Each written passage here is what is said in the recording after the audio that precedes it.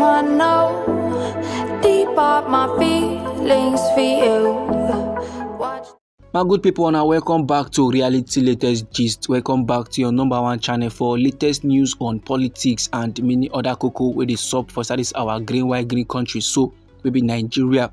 And as usual, we don't come back with breaking news, we don't come back with updates, we don't come back with reports we would like share, give the general public. And the cocoa now be say, Oga Blessing Abibako will be the Speaker of the Edo State House of Assembly. He now don't come aside, they give reasons why in defects from the People's Democratic Party go the ruling All Progressive Congress. And no be lie, my good people, the Speaker of the House will be Blessing Abibako alongside two other House members, and that now Honorable Sunday Father and Honorable Idiaye Yekini. On Tuesday, all of them together then defect from the People's Democratic Party. They can't go the All Progressive Congress, will be APC. And then on Wednesday, will be the 7th day of May for Sadi CSO, will be 2025. As Oga Blessing Abibako now they inform the House members the reasons why in defect him now come dey yarn. Say he join the All Progressive Congress to retain the benefits of the office of Speaker for the development of his constituents. According to how the talk take come aside from his mouth, he say for him it's not about the party at all, but about the development of their area. And as a speaker wey him be, if he throw away this imposition so because of party position wey be say e dey enhance development for inside him own area, that dey mean say he never ready to serve the people at all.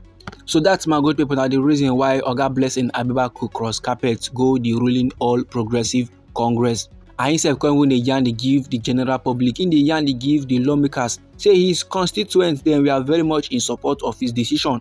They no yab am at all saying cross carpet from PDP go the All Progressive Congress. And he say we be Oga Blessing constantly yarn dey give the lawmakers. Say currently there is ongoing developmental projects for inside Owan West constituency initiated by Governor Monday Okpebholo. So therefore his defection was not driven by personal gains. No be say he get anything wey go benefit, no be say dem pay am to defect. No.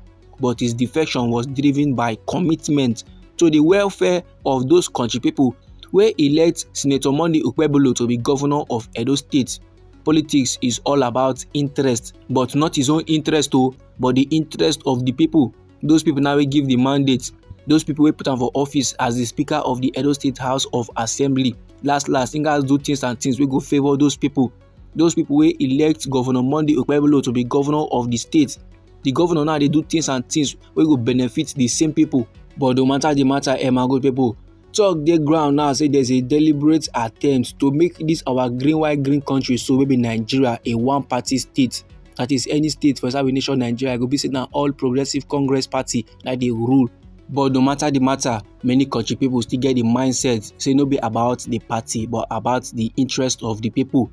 If you be say the party now where they govern the state or the country na party they do nice. If you be say the party na party where be say they don't put the interest of the general public at heart. They don't prioritize the welfare of the general public. If na so the administration be or if na so the party be, country people they see reasons to support. But no matter the matter, my good people, anyhow this informate be you for body, or if you be say you get reports, or if you be say you get contributions, no let anybody or anything stop or intimidate you.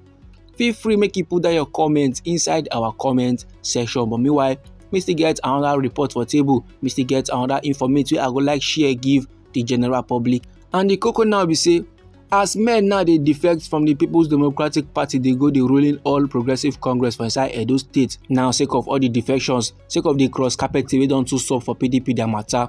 The member wey dey represent Oredo East constituency will be Frank Omosigo. He now don't reaffirm his loyalty to the People's Democratic Party. He now don't come outside the yarn they give the general public. Say in plaster, he no get any how he won't be. He go remain for inside the People's Democratic Party till the wheels fall off. One countryman who they go by the name Frank Omosigo, he now the member who they represent Oredo East constituency. He now don't come outside they reaffirm his loyalty to the People's Democratic Party. He now don't come outside the yarn. Say he no get any how he won't be. Say no matter the matter, he go remain for inside the People's Democratic Party in day with the PDP. And now for inside one statement wey they released for inside Benin City on Wednesday, all this information, all this talk so my good people, we dey for inside the statement where Oga Frank released for inside Benin City on Wednesday. And for inside the statement, in talk plenty, no be lie. In the yarn say in they remain loyal, in they remain an unwavering member of the People's Democratic Party. He said despite speculations linking him and others to defect, it is very much important to clarify that he was absent from the venue where the speakers and others then pledged alliance to the All Progressive Congress. He say him will be Honorable Frank Omosigo in dey remain firmly committed to the People's Democratic Party, the party under which he was elected to serve the good people of his constituency, and he go continue to be an active participant of the party. He go continue to put body for the activities of the party. He go continue to dey advocate for policies wey go last support the advancement of his constituency and the growth of Edo State. He said the party wey give am the platform now to support, to serve his people, he go stand by that party. He go remain for inside the PDP. And he say im party na the most viable vehicle for democratic growth and development for inside Edo State. And he dey urge his constituents dem and supporters to disregard any misleading report, and he dey urge dem to remain steadfast in their support for their collective cause. He say his stance dey remain clear, he no go change im mind at all.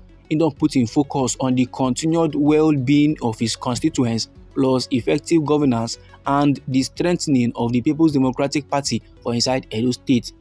And I dey urge his supporters to remain undistracted by the political shift in the assembly, and he dey urge them to continue to rally behind the vision of the PDP for a better future. And as Edo State now dey face this period of political transition, his steadfast position is to provide much needed stability. And no be lie, my good people, with the Tuesday defection now, the People's Democratic Party for inside the Edo State don lost the majority of seats, with only 6 members still remaining out of the 14 members wey win election on the platform for inside the year 2023. So this, my good people, na the informate I wan share give the general public. Now I believe very well say unto this informate so many country people go get lots of things to talk about. So no let anybody or anything stop or intimidate you. Anyhow the matter be you for body, or if you be say you get contributions about this very particular topic, so feel free make you drop your comments inside our comment section. Once again, now we be reality latest gist, and I would like give on our latest news on politics and many other koko wey dey sup for inside this our green country, so maybe Nigeria. And now if you be say you gbadu this update and you go like to receive more, then sharply make you subscribe to reality latest gist, and don't forget to put on the notification bell so that as we dey bring more news dey come your side, now you go first receive the update and you go even get am sharp. And also no forget to share the news, give your family and friends, make them too get updates, make them too then get informate on wetin dey play